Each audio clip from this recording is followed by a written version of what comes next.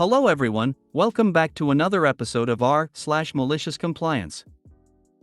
In today's episode, why did you schedule this call on my off hours? Cable company would not fix my issue until it costed them money to fix it. Stay out? Fine, I will. Before we get started, make sure to subscribe so you will never miss a video. So let's get started. Why did you schedule this call on my off hours? Been reading other stories of virtual meeting shenanigans, thought I will add my own. Day off, attending a hazard reduction burn, so out in the bush with a fire truck, suited up and running around like a happy pyromaniac.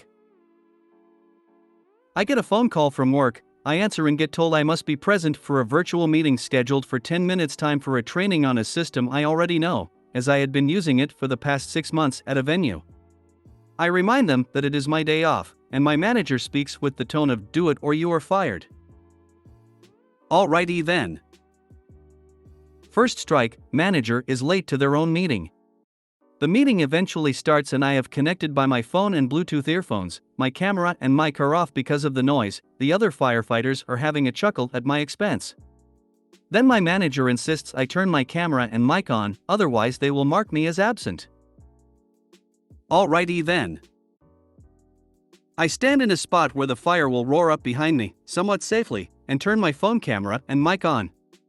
The rest of the firefighters go nuts with the radio chatter as the people in the virtual meeting see yours truly masked up, full ensemble with the noise of fire roaring up behind him, the sound of the pump and the panicking radio chatter. I then end the call. Manager then begins to frantically ring, as she thinks she has just seen one of her better team members go up in flames. They never scheduled training on my days off after that, jumped ship to a competitor 2 months later. Do it or you are fired. Translation: do you want to quit now or at a time that is maximally inconvenient for me? Yep. Got one of these and ended up quitting the week of Thanksgiving when the plant was shut down and I had about $2 million in projects to supervise. My boss ended up having to cancel vacation and work like 20-hour days to make up for it. Bingo! Don't threaten me with a good time. Sometimes people just need to accept that "I can't right now" is legitimate. I received one of those calls from a manager when they didn't accept that I was calling in sick because I was in the hospital. I had a nurse take a picture of me mid-appendectomy and I sent that to them during recovery. I was left alone for the entire 4 weeks off for recovery. That's so weird. In my country you're in deep shit as an employer if you openly question if an employee is really sick, and it is indeed the case. You better have gotten paid for attending that meeting. Attend the meeting or get fired? I'll show you fired. I was laughing about a pun like this in my mind for minutes, thank you for writing it down. Worked part-time at Game Shop as a second part-time gig, district boss scheduled new console training on a Sunday morning before the store opened. Well, I worked my actual full-time job 4 a.m. to noon and made literally double there than at Game Shop. Told gaming store, I can't make training due to me working my job that actually pays the bills and asked can I do the training later that week. Oh, and I'm at the other part-time gig, a liquor store, while on the phone with Game Shop. Well, they fired me from Game Shop right then and there. I got off the phone with my Game Shop and turned to liquor boss, and he just goes, "How did you get fired on your day off?" I was on maternity leave, and the management teams across our sister locations tended to float as needed. I get a call from sister store demanding I come in. I said nope, can't do that. Talked to DM, and they kept calling and calling instead. I texted DM and simply said, "Can you remind Sister Store A that I am on maternity leave?" With a screenshot of every missed call. DM asked if he could call me, which I agreed to, and said he was gonna personally head to Store A, give the manager their hell all night, and to please send him pictures of the baby, call him once my OB cleared me to return to work. Next time I showed up at Sister Store A, I realized a certain manager wasn't a manager anymore. Oops. I had something similar happen. I was at the very far end of an undisclosed military base, one of the ones that is physically larger than some US states, installing some equipment. There was no Wi-Fi at all, and the only cellular signal I could get was one bar standing on top of the berm of a firing range. I told boss that there would be live fire exercises going on during that meeting, and honestly, I didn't need to be there. But they insisted and kept asking questions I'd already answered via email. So I ended up having gunfire interrupt every other word until the boss finally got mad and ended the call early. That's one where you start out each answer per my email. Threatening to fire someone if they don't work on their day off should be illegal in any civilized country. Cable company would not fix my issue until it costed them money to fix it. Back in 2015, my cable company had terrible support. My cable modem would constantly reset itself and the technicians wouldn't help.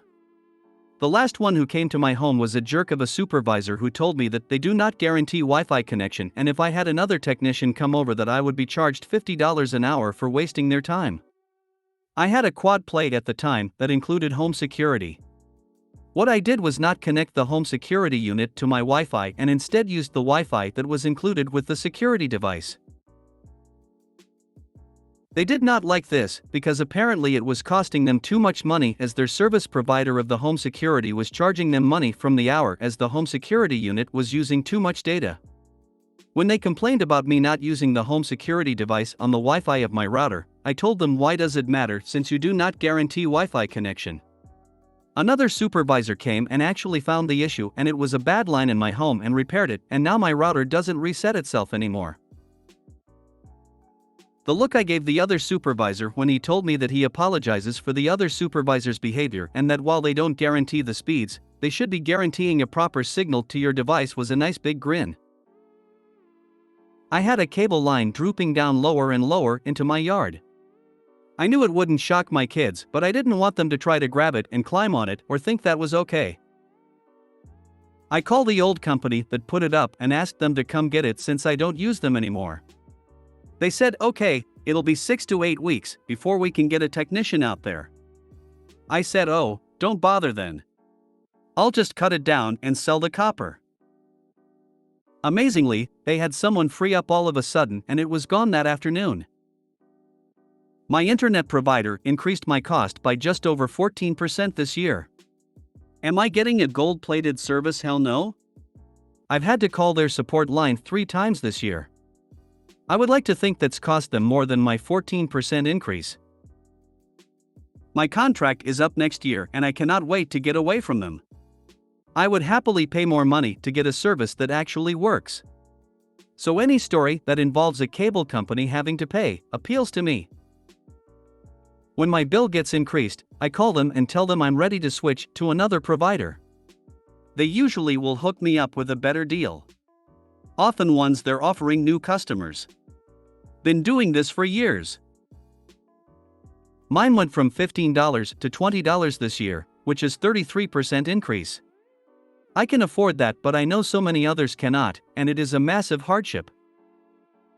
I am reminded of a problem I had with Comcrap. Every spring and fall, when the temps started to swing wildly, I would lose my internet and cable. Everybody on my street went through the same. All up and down the street you would see Comcrap contractor trucks visiting the individual homes trying to fix the problem. I pointed this out to one person on the phone and got if it was a network problem, the computer would tell us.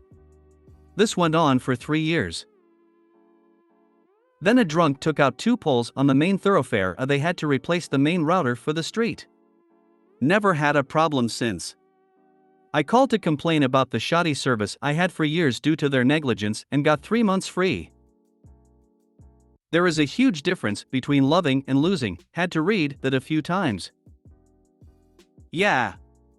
I have had the same issue with my cable company. I would tell the agent it's not my router, it's on their end at the newly rebuilt hub after a tornado came through my area a couple months prior. Sure enough, it was their hub. I love my provider, but when they outsourced their customer service, things got difficult. I used to do cable modem installs/repairs. Something as simple as offering a cold bottle of water to a tech on a hot day is often the difference between them caring about getting you fixed. I know it sounds kinda shitty, but I'm not above bribing a cable guy with $1 worth of water if it means I get to stream the Goonies for the 1000th time that evening. There are some communities where there is only one cable provider. My friends who live in such places often complain of the arrogance of the cable monopoly. I was once in that situation. When there was an outage, customer service always started by assuming it was my in-house network at fault. I was an IT professional and knew how to diagnose network issues, so I pushed back. Every time I called about the too frequent outages, the problem was in their network, typically in the local signal distribution equipment. When another provider, finally, offered a fiber optic connection, I jumped at the chance to switch. It was almost flawless. I did have a problem with their network interface in my home once, which they fixed at no cost. Stay out? Fine, I will. I started working at a hotel in the engineering department in the early 2000s. Because I had some computer experience, I naturally became the on-site tech guy. 4 years go by and I have given 2 months' notice, tired of 12-hour days doing my job plus cobbling together outdated IT for a manager who disliked me. 2 months nearly went by with me repeatedly asking my manager, AGM, who was going to be taking my place so that I could train them. With 2 days left, they asked me to train 6 individual managers on how to manage/maintain the computer systems in their departments. I lived 3 blocks from the hotel, and after I left I would stop by on occasion for a drink or just to say hi. On one of my stops, the front desk manager commented that he had not done a system backup since I left because he couldn't remember the steps. I went behind the front desk so I could show him again. A couple of days later my old manager called. While reviewing tapes he'd seen me behind the desk. He informed me that under no circumstance was I to be in hotel work areas, yelling "You don't work here anymore," followed by a slamming of the phone. 1 year after I left the hotel I received another call from my old manager. I ignored it. I'm busy doing a full renovation at my new hotel.